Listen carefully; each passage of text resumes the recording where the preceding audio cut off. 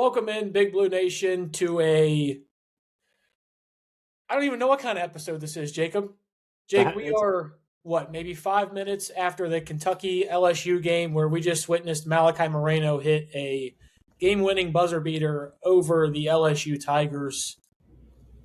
Jake, you got it. Take the floor, man.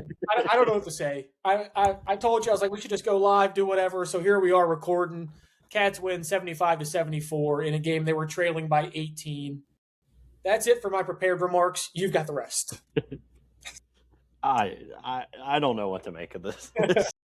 But I mean, season's still on. Like you lose this one, I'm checking NIT, times and everything else. So look, I don't know. Will this team make the tournament? Will they go on some run? I have no idea, but I know that you get another game to kind of continue to, have some hope here, and it's, because of a Malachi Moreno buzzer beater in Baton Rouge. I told you when we recorded the other night, I didn't care if this team won by 1 or 20, like just get out of there with a win. While I still feel that, like I can't forget, like I can't get over how bad that first half was. I honestly was trying to think of times I've seen a UK team play worse. When you think about the fact that LSU is not very good, you scored 20 points or 22 or whatever in the first half, and I don't get it. I don't understand how it takes this team to fall behind 18 to start to play. It was, I don't. You're going to find yourself not being able to climb out of these holes, but you know what? Tonight they did it. Malachi Moreno potentially saves the entire season. Like if we do make the tournament and win a game or two, you're going to look back at, this game being the reason you were able to even get in the tournament, and all because of a fantastic pass by Colin Chandler, a great shot by Malachi Moreno, and then Owe and Denzel playing really, really well in the second half. Jake, this, obviously before your and I's time, this looked a lot like the shot that, we obviously don't like to name around here. We don't need to talk about that one. Like We don't. But let's I'm stay on saying the positive. we are staying on the positive. And the Cats obviously won this one, and it was thrilling and also depressing at a lot of different times. And I don't know how many times I'm going to use the word roller coaster throughout the season. The roller coaster of emotions. But this roller coaster, man, it just continues. And, some days I don't know if I've been on cloud 9 for quite a while, but you get on cloud 9 right there when Malachi hits that shot. And oh, yeah. Let's go ahead and let's start getting into this game a little bit. We've obviously said the lead here and the emotions that we're riding coming into the pod. What does this team have to do to start a game off with any sort of semblance of what they're doing offensively or defensively? Yeah, I don't know. And on paper, I think I like the lineup of Yelovich with Moreno and Cam Williams. Maybe it just doesn't work because like everything just looked so out of sorts, and like I don't know. This is, I think, just going to be a team that Pope's never really going to have like a lineup figured out because they're outside of Ortega, and you're getting to that point with Malachi. Like, there's just not anybody that you're just like, I know this guy's going to play well and he's going to be one of my best 5 players on a given night. And I think that's what makes it so tough. And I mean, you just look at just like a guy like Denzel Aberdeen. He was a completely different player in the second half. Yeah. The whole team, honestly, like looked like they were kind of sleepwalking out there in the first half. I don't know where that comes from. I don't know if it was a lineup thing. I know you were texting about, Yelovich not really playing a ton in the second half. I don't know. I don't know him at the 4 with Malachi, like why it doesn't work, but it just doesn't feel like it did at times. It felt like his best minutes were when Malachi wasn't in there, when he was in foul trouble. So, I mean, let's talk about that. Malachi picks up a foul with his 4th foul with 17 minutes to go in the game, and he's able to stay on the floor and make the shot to win it. I mean, just we're going to look back at just so much stupid stuff happening in this game that, allowed us to get to this 75-74 win. But as far as the slow starts, I don't know, Cam. You try to tell me. You try to make sense of it because I can't. I mean, I don't know. You scored 22 points in the first. 22. You had And 3 points with what 10 something to go in the first we half. had one field goal in the first 11 minutes of this game. Yeah, Jake. One sound field familiar? goal. If you How many times have we done this all year? the time, everything that we're saying is something that happens every time, and I don't know what it is. Like at this point, I think you have to put a good amount of it on the coaching staff because you saw this trend last year. If this was just a one-off, like just this season, you could blame it on, oh, some of these guys are just slow starters. But this is the second year in a row where you find yourself consistently down and struggling in the first half. But the difference Can I tell you? Can I tell you one difference between last year and this year? Is like last year, I think it was on the coaching staff as well. Too, I think.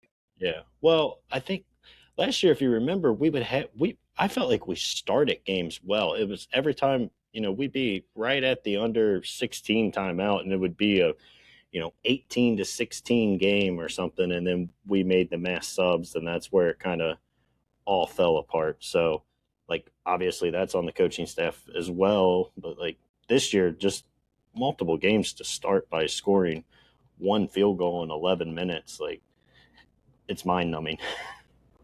It really is. 22 points in the first half, followed by 53 in the second.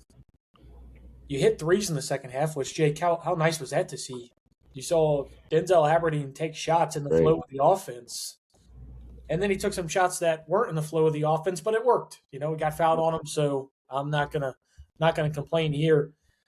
Jake, for the first time, I think, in my life, I'm going to say something here, and it's that I'm looking at these analytics. You don't like them too much. You like them a little bit. That's not true. I like analytics. I don't like what we use to justify some things. I think there's other things to look at, but yeah.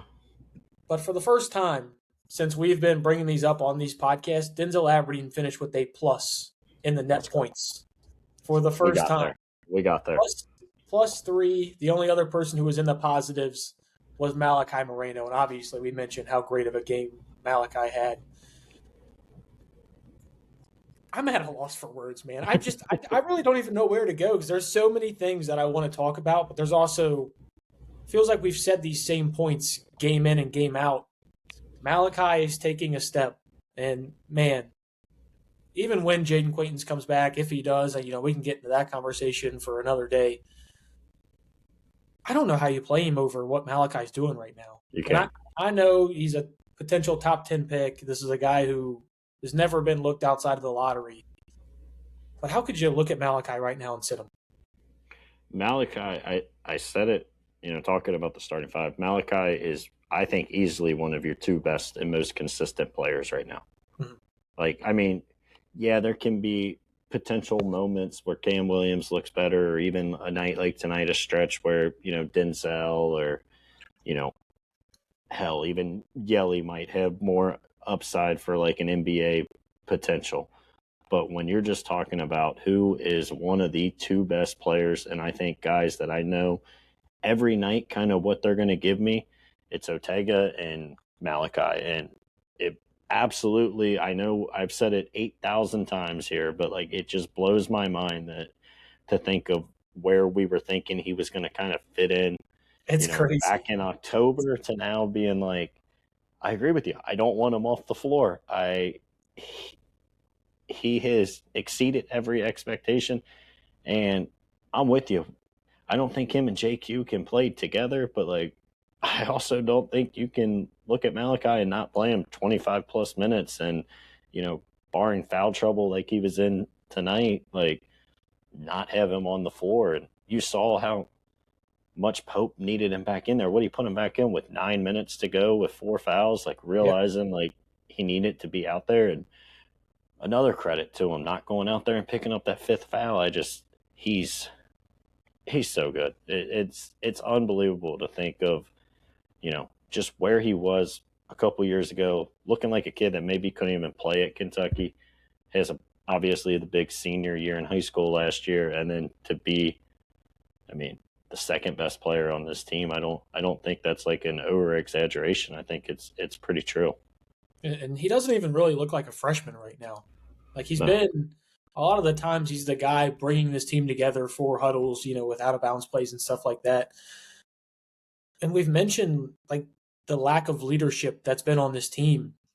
Is it crazy to think of Malachi as being like one of the, maybe not the vocal leader, but just like the leader by example? I mean, this guy comes in, game out, only played 20 minutes in this game, but has 18 points. Like, I mean, not 18 points. What am I looking at? 10 I think he had points. 10, yeah. 10 points. His efficiency score was 18. Sorry, I got too many analytics. See, Mark, this is what you're dealing with. Coach Pope, this is what you're dealing with. You got so many analytics you're looking at one time, it's hard to find them all. But, I mean, I don't even know what you could ask more from Malachi at this point. 20 minutes. And it does get you excited that, let's just say he sits in that 20 to 25 minute range and you get that prime version of Malachi for that extended period. You get 20 minutes from JQ and you kind of let Yelovich or Cam Williams run with either one of the two.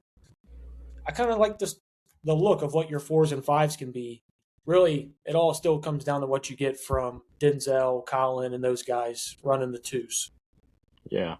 And I mean, I think it's obviously more so what do you get from whoever you got playing point guard? Because, Jasper obviously got a pretty big opportunity tonight. I don't think he showed anything that really separated him in that conversation like maybe we were hoping. And I obviously, neither one of us have been very high on Denzel. I almost think like that's just the route you got to roll with now. And he's, whether you like it or not, he's probably going to be a guy that's playing, 28 minutes a night because I don't know if there's another sufficient option there. I don't know what to say. Like I'm at a loss for words. I know you are too. I'm glad we get to talk about it in the light of a win because I was not going to be a fun person for you to talk to here for 40 minutes or however long we go until Malachi hit that shot. And obviously it kind of changes the mood and changes everything. But, I mean, I guess I'll say, credit to all these guys for obviously not quitting. I just don't know what you do. Like, I guess if Ortega can hit shots like this and Denzel can, your half-court offense doesn't look as bad. I guess maybe that's the silver lining. Like, do we trust Ortega and Denzel to make a lot of threes?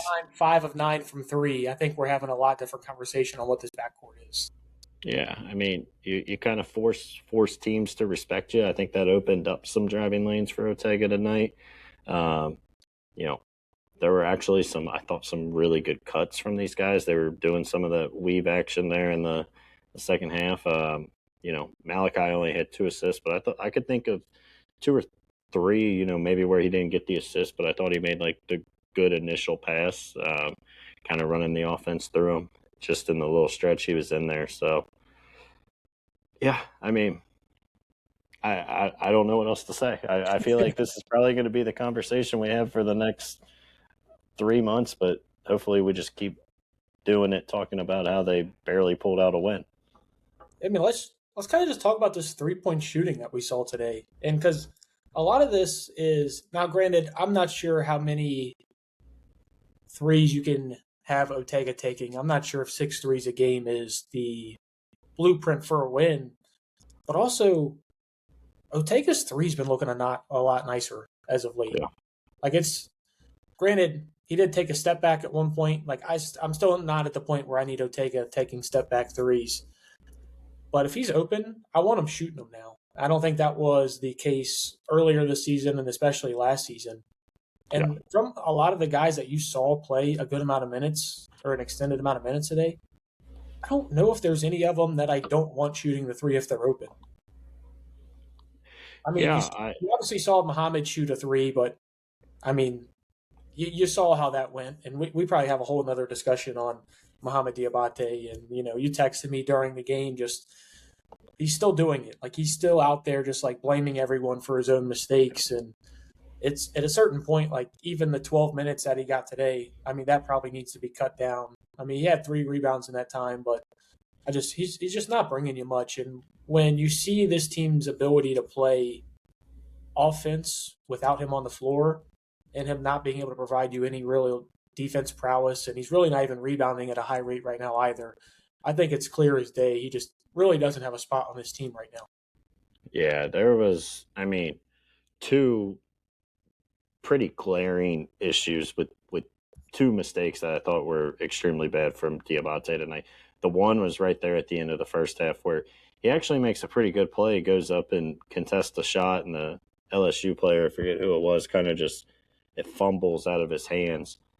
And then Diabate just kind of watches the ball roll to the guy on the wing and then just kind of watches him run to the 3-point line. And then next thing you know, Diabate's doing like the slowest closeout that gives up a three. And I'm like, right there, I probably would have been like, all right, you're done, man. Like that was inexcusable effort. And then I text you about the one in the second half late, right as you were kind of cutting into it. I forget exactly when it came in, but just runs away from a 3-point shooter, and Yelly tries to close late because he has to. And then you see like Diabate throwing his hands up. It's like, you played really good defense for, like 10 straight seconds. And then at the last second, you just run away. I don't know if it was miscommunication or what, but then you're throwing your hands up, you're throwing a fit about it. Those were kind of the two, Diabate moments that I think kind of just summarize what he's been really since that Indiana game. Yeah, I mean, there's a lot of reason he only played 4 minutes in the second half, and I think something that Pope really realizes that he just does not have a role on this team, at least with the style of basketball that we want to play. Right now, he just doesn't have a role on this team. And I want to ask you this. Maybe you might have a little bit more insight or just a different thought process on it than I do. Do you think, think about this starting five: Andrea Jelovich, Cam Williams, Malachi Moreno, Denzel, and Ortega. How often have we seen that five on the floor together, like at all, throughout this entire season? Obviously, Jelovich hadn't even played outside of this Mississippi State game, the 3 games before that. Obviously, Cam Williams wasn't starting. I mean, do you think a lot of this can just be chalked up, at least for this first half, just that this group hasn't played together really at all, and maybe some cohesion can come from this half? I don't know. Like I go back and forth on it because if you look at it, like Pope did give that 5 like a pretty extensive run to start the game, and you walked away with 1 field goal, and the 1 field goal was just like a fast break layup for Jelovich. So, I mean, I go back and forth because I'm with you. Like I think we even said. Yeah, but do you think that could have been, maybe I might have phrased the question a little wrong. Do you think that could have been like their gelling period, that time in the first half was where, I mean, they just had to work through some things. Like that group has not played together much at all. And then when I can understand having some cohesion issues and still scoring more than 1 field goal in 11 minutes. I mean, I fully agree with you. I'm trying to paint this into a positive light as why the first half offensively was so miserable, and then they finally started to find something in the second half. Might have just been more because they're actually playing together in a real game atmosphere, and maybe they found a way to attack in the second half. I actually kind of have like a different take. Like to me, it almost comes back to an extent like last year. Like if Ortega always just not playing well, like this team's just not going to be able to generate anything. And I think you saw that for the first half of this basketball game. Like he didn't look like the Ortega that we'd kind of seen over the last 3 games. The announcer said, he's battling with an illness. I don't know, like maybe that was the reason, but I think it was pretty clear that he didn't look that great. And I think just without him looking good, I mean, you can look bad with him looking good. We've seen that too, but I think they're especially going to struggle with no Jalen Lowe, and then if Ortega has any type of off night. Yeah, well, I mean, let's just think about Ortega and Denzel in the first half versus the second half. You had 6 points combined from the two, all 6 from Ortega. Second half, you have 15 from Ortega and 17 from Denzel Aberdeen. I mean, there's a difference in the game right there. Yeah. I just don't know how those two, who are the guys who have started every game. Those are the guys who've played the most minutes consistently throughout the entire season. How those are the guys that continuously start off so slow and then start to heat up towards the end of the half.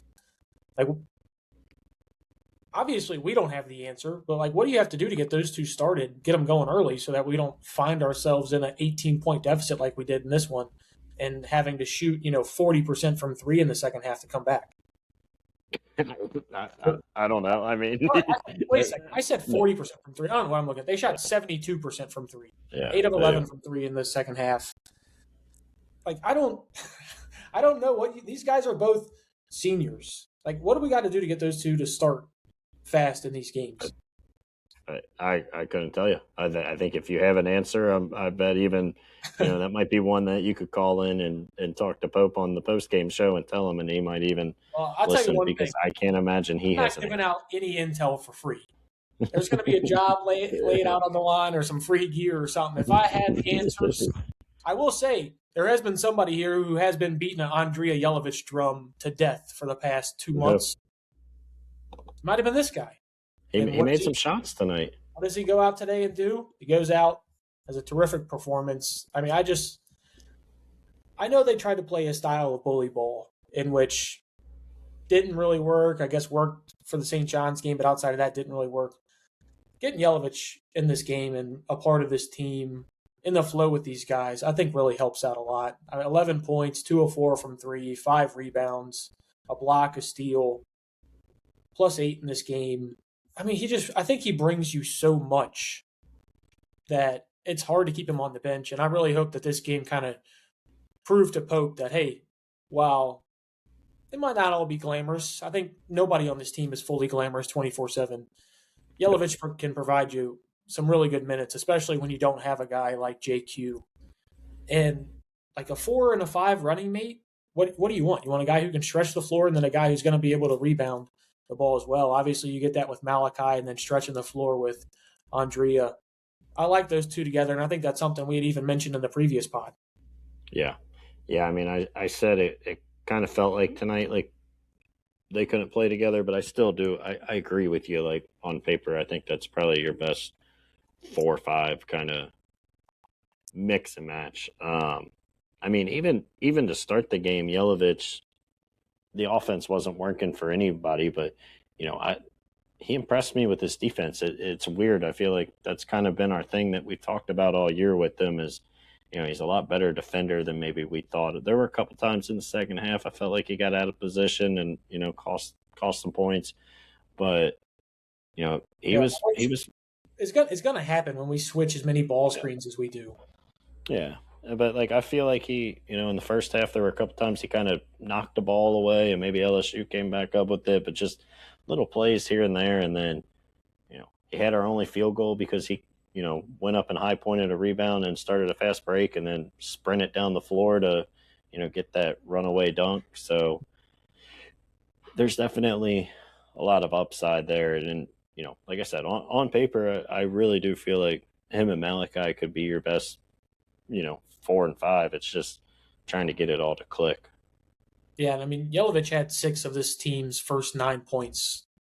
Now, granted, we only had 9 points with 8 minutes left in the half. We won't talk about that, but he did have 6 of this team's first 9 points. Yep. I'm podcast in, podcast out. Each episode we do, we're going to try and find a way to talk ourselves into certain lineups, certain gel points for this team that we think that can work. Jake, coming out of this game, what do you think is something you can take from this one and apply it to the game against Tennessee on Saturday? Malachi Moreno is really effing good. I mean, I don't know what else to say. I mean, keep him on the floor as much as you can. Yeah, I mean, that's legit my only takeaway other than, hey, maybe don't spot Tennessee 18 points because I don't know against, another team you're going to be able to kind of complete that comeback. So that's the thing. I don't know what to say about this team. If they go and beat Tennessee Saturday, it won't shock me. If we get ran by 25, it's not going to shock me. I mean, I'm there with you. I can't figure this team out. I'd love to, give you a little shit, but I'm right there with you, just at a loss for words, trying to figure out like what is the next step for this team. Because there for a while, I mean, we were talking about Mo gives this team the only physicality they have, and now Yep. you're talking about he's borderline unplayable. Unplayable. Yep. So I mean, week in, week out, we're trying to find different ways for this team to get going. One way in which I think this team can stay going is if you keep Denzel Aberdeen like he had in the second half. Obviously, that is a lot to ask because he had a tremendous half of basketball. Where has that been? Like this Denzel Aberdeen you've had for the past 2 games. Yep. Where has that been for the Yeah. previous 13? Like I don't know. I really don't. Like in this game, I mean, only shot the ball 8 times. Outside of the 1 3-pointer that he ended up getting fouled on, I really didn't have a problem with any of the shots that he took. Most of them were in the flow of the offense. If we had a flow, he was able to facilitate the ball, had 4 assists, played some solid defense. I mean, there was definitely some screen action that he got caught up on. But other than that, man, this is a guy that now I can actually look at and say, okay, I understand why Todd Golden was upset to lose him at Florida, to where the previous 13 games, you and I were going back and forth on why the hell is this guy even upset to lose him? Yeah. Yeah, I mean, it really is. If you can get this Denzel Aberdeen the rest of SEC play, I still don't think you're in a good spot at point guard, but things aren't as bleak as it looked, if you would have lost Jalen 3 weeks ago, So I just think you kind of hit it, right? Like the last 2 games, it hasn't just been the scoring, it's been everything else, the little, playing within the offense, playing, with hustle, playing pretty hard on defense. He's still obviously not the best defender on the team by any stretch, but he can kind of give you some effort and some valuable minutes on the defensive side. And then I think you see that when he's not forcing things, when he's not trying to be the star, he's able to get himself good looks and, shoot the ball with some confidence. And I mean, he still, I think, airballed a couple against Mississippi State, but I hope there was none today. None today. And you're just not forcing it, right? Like, I'm sure he can get more confidence by getting 2 or 3 wide open threes, just throughout the game. And I think it's been obviously night and day. We were saying some stuff that we probably won't say on the air going into the Mississippi State game when we were together. So I'll leave that off air, but like to kind of get to this point where it's like, again, it's just 2 games. I understand it's a small sample size, but like if you could tell me that we get this the rest of the year, then I do think like this is a tournament team and a team that, isn't going to be playing in the NIT or an 11 seed playing in the playing games in Dayton. So I will sign up for this Denzel Aberdeen right now. Yeah, and if you can have those 2 senior guards that are the reason you're winning games and like keeping you in that, I think these bigs that you have we've mentioned how great Malachi's playing. We mentioned the upside we think we see with Andrea.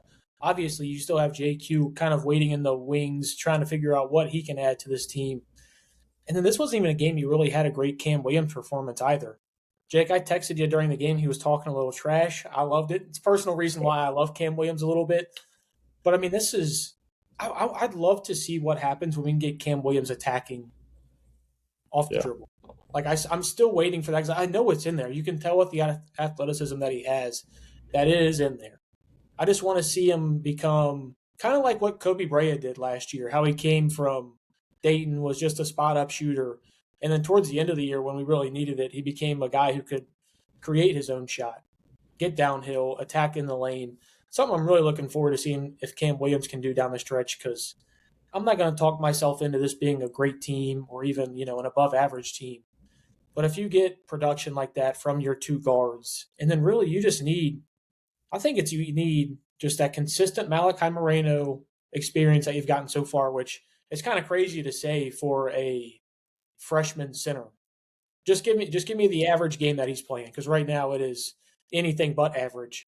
And then just have either Yelovich or Cam Williams kind of step up on a game by game basis. And I think you could have a team that at least competes in the SEC and is a tournament team. Yeah.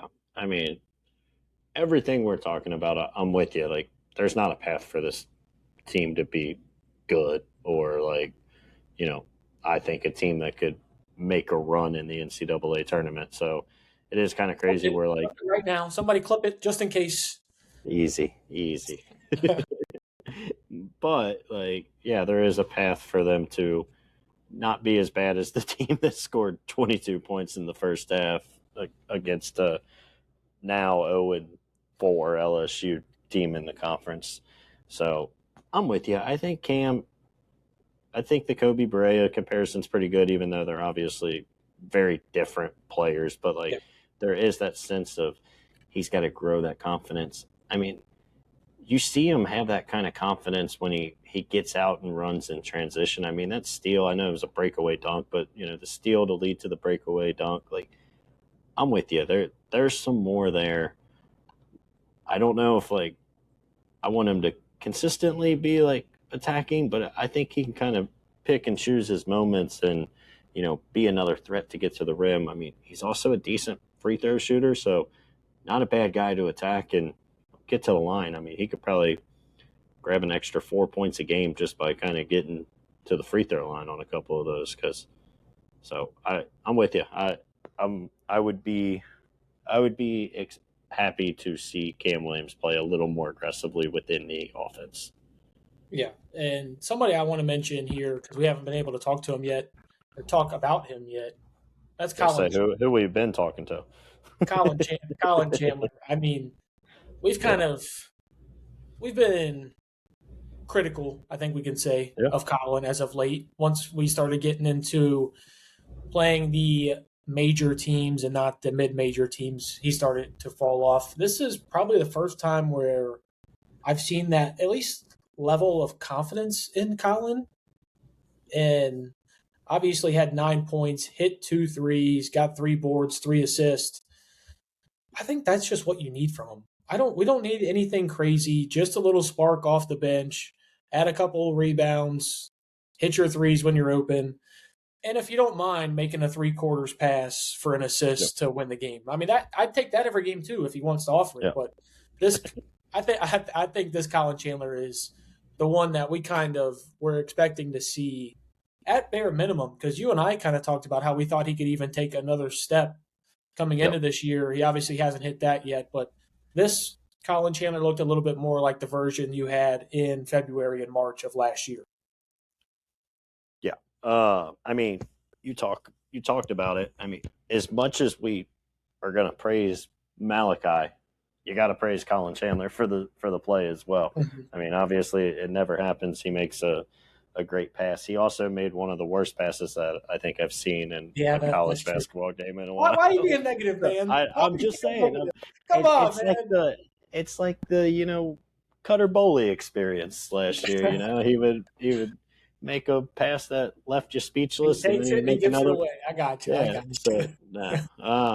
But he also, I mean, he hit a huge three. That one corner three there was at a massive time where it felt like we had to have a bucket, and he knocks that down. I even thought maybe he got fouled on it. He fell down, and the guy, I don't think, gave him space to land. So potentially you were looking at a 4-point play. But yeah, I'm with you.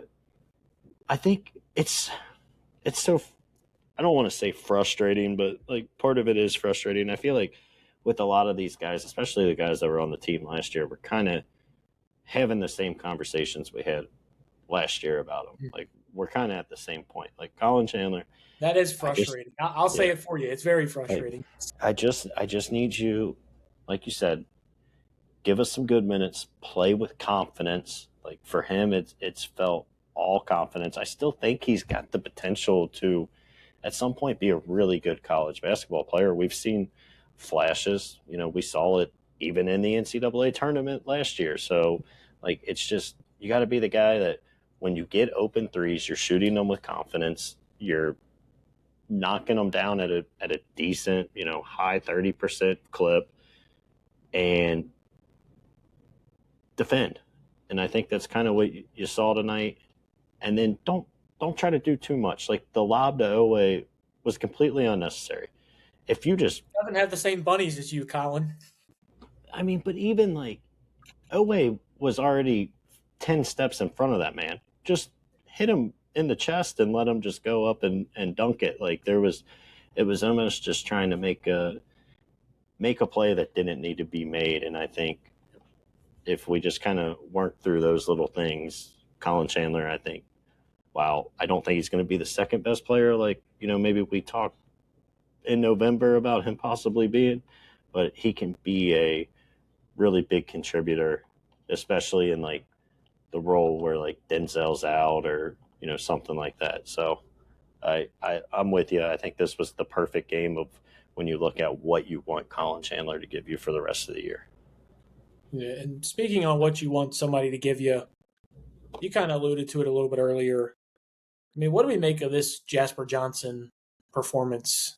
8 minutes, 0 for 4 from the floor, just doesn't really provide you anything. That 1-3 he took from like 27 feet with 8 seconds left on the shot clock, that was reason enough for me to pull him for the game. I understand there's going to be shots with Jasper that you kind of like live with and die with.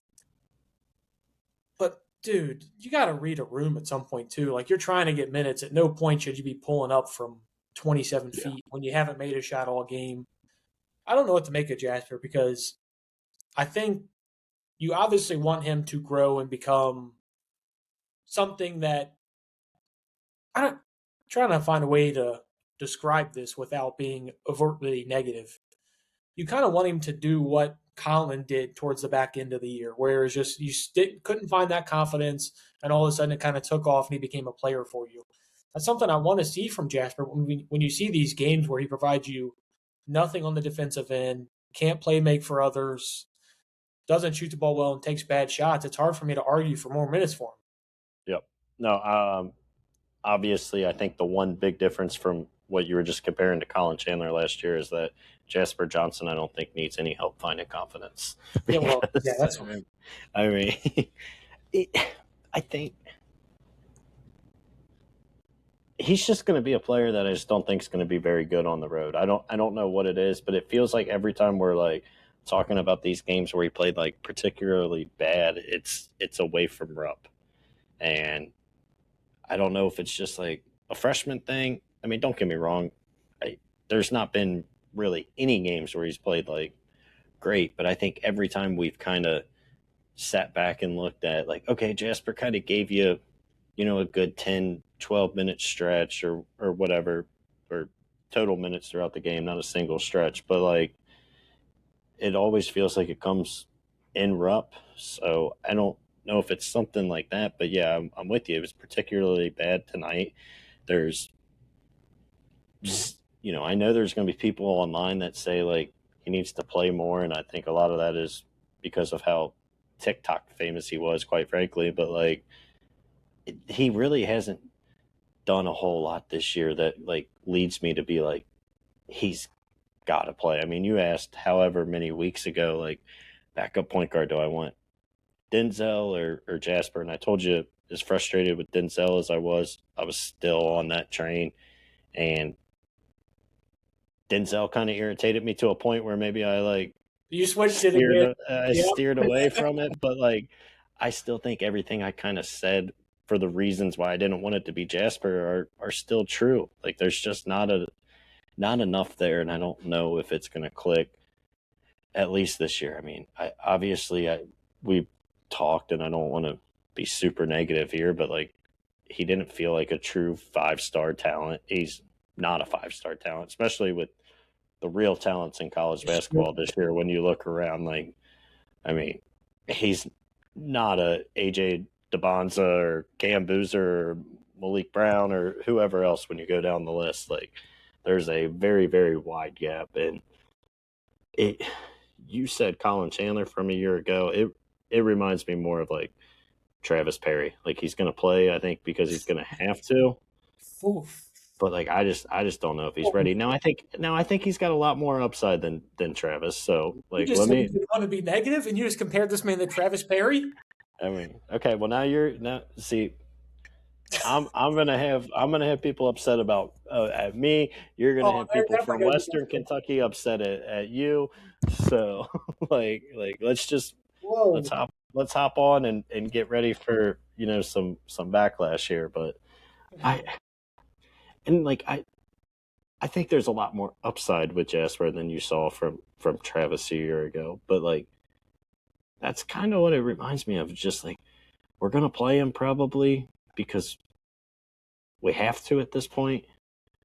But I just don't know if we're ever going to feel good about it. I mean, there might be, again, a game where he plays 12 minutes and has 8 points and a couple assists, and we're like, wow, that was a pretty solid game. But I think there's also going to be a lot of games like tonight where he's just taking bad shots. He's not giving you anything defensively, probably going to make a couple turnovers, and you're screaming for Pope to get him out as quick as possible.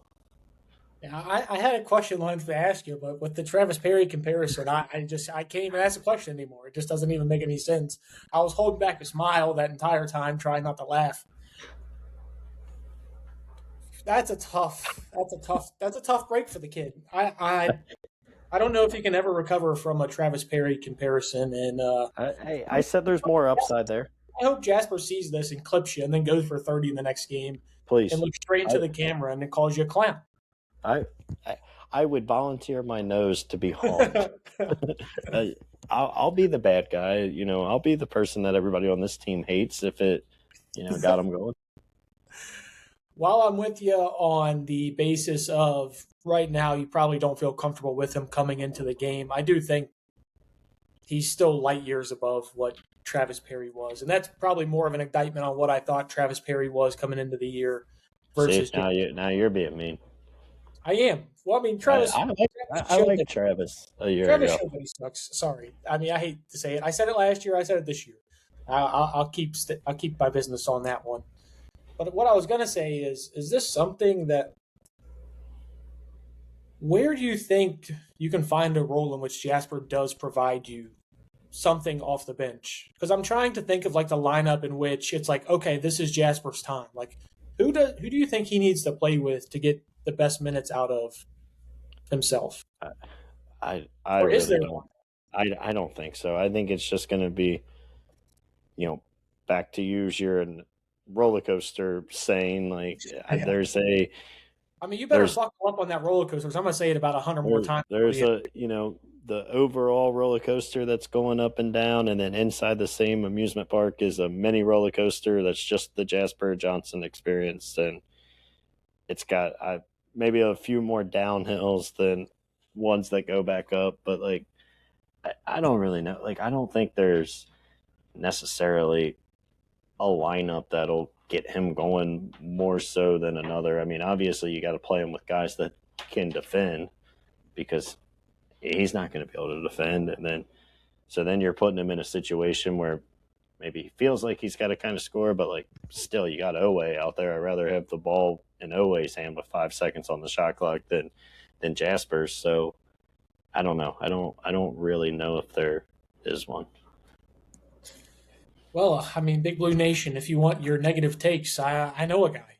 Hey, I came on here and I was so happy. You were Mr. I don't even know what to make of this, yada, yada, yada. And I came on here and just told you about how happy I was. I can clip this exact moment of where you probably said, I don't know what to make of this.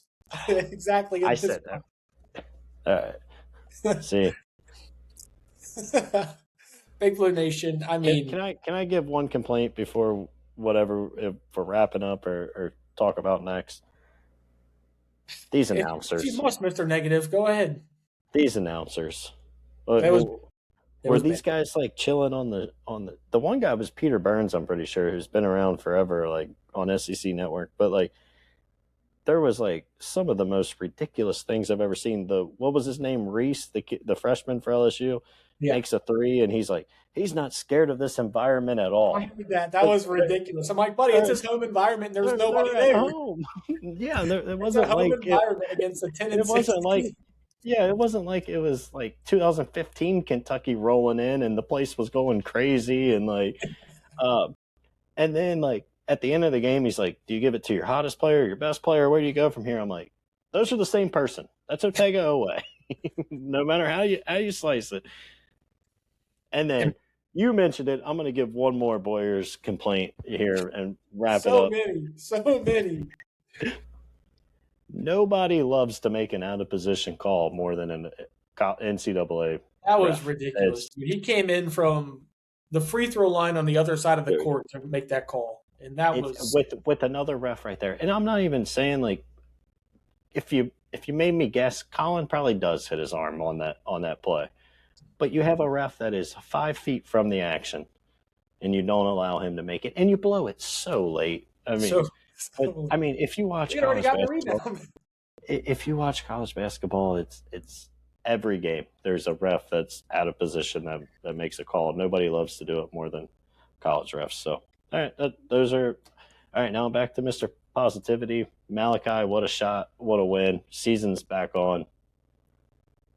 Dare I say this team heads to a Final Four? Dare I say it? All right, well, we got two polar. Speaking of roller coasters, there it was with what Jacob Boyers just went through right there with the negativity and then ending with a Final Four run for this team. A Big Blue Nation. People are saying season's back on. 9 is back on.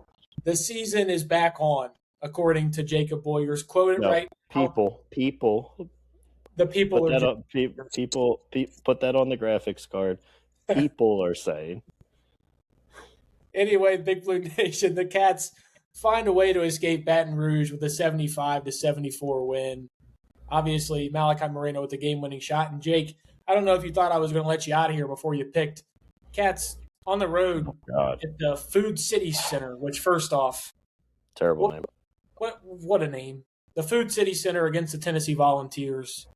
Give me your prediction. Cats win? Cats losing? I can't pick. You go. Can you go first? So he's always putting it on me. He's always this is the way he can say that I'm the negative one. Well, you know what, Jake? I'm not going to do it. You know what? You know why? Even though this team has given me no reason to think this at all this entire season. Here we go. This entire season, they've given me no reason to think this.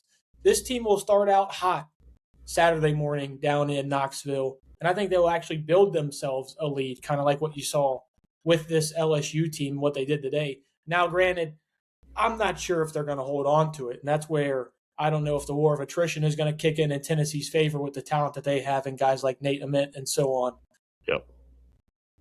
But I'm going to say the Cats find a way to win this one on the road, win at Tennessee for, what would that be, the fifth straight year? That is true. We do kind of own that city.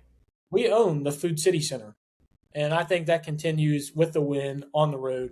I'm going to go Cats 78, Tennessee 72. Perfect. All right. All right, come on, Mr. Negative. Give it to me now. What do you got? That's it, Big Blue Nation. Signing off now. Come on, Mr. Negativity. Give it to me. I think the Cats play well, but I'm going to pick us to lose. Now, this guy just said the season's back on. He said the season was back on, and now here he is saying we're going to lose the very next game. It is. The season as a whole is back on, but Cam, you hopped on this roller coaster, right? I'm on it, baby. Malachi hit the shot. We're up here right now. I think it might just be track. I think we're just on the. I don't know if you've ever been on a roller coaster, but when you hit the top, you usually. You said this was the top, Jake. I'm going to say Kentucky plays well. They lose. I'll say Tennessee makes the shot at the buzzer this time, and we're having a similar conversation just on the other end. I'll say 81-79. But I hope I'm wrong. I hope we win 99-60, and Jasper Johnston drops a 50-piece a la Jody Meeks, and I come on here and – have my hand up. That's my goal. Jake, in the most sincere way I can say this, you disgust me. Yep. This take disgusts me. I just pick in the Tennessee Volunteers. That's criminal in 9 courts of the law. We just took their left tackle, one of the best tackles in the transfer portal, and Lance Hurd. You're going to pick Tennessee? I don't want to hear from you for the rest of the week. Until this Cats win, then I'll talk to you again. Big Blue Nation, Join the Cats Talk podcast as we ride this roller coaster of a season. Cats win on a buzzer beater tonight against LSU. Jake, Big Blue Nation, they got to follow us. You're over there on Twitter. Sometimes you might be getting in a little skirmishes. I see you sending me some tweets back and forth from the Big Dog and maybe a Big Dog parody account that might be going a little viral. That's not me. I know nothing about that. That may or may not be Jacob. People are talking. People are saying. We're not sure who it is. Big Blue Nation, thanks for everything. Please like and subscribe on this video if you're watching, and give us a 5-star rating on Spotify. Follow us wherever you get your content. We're anywhere and everywhere. Until next time, Big Blue Nation, go Cats. Go Big Blue.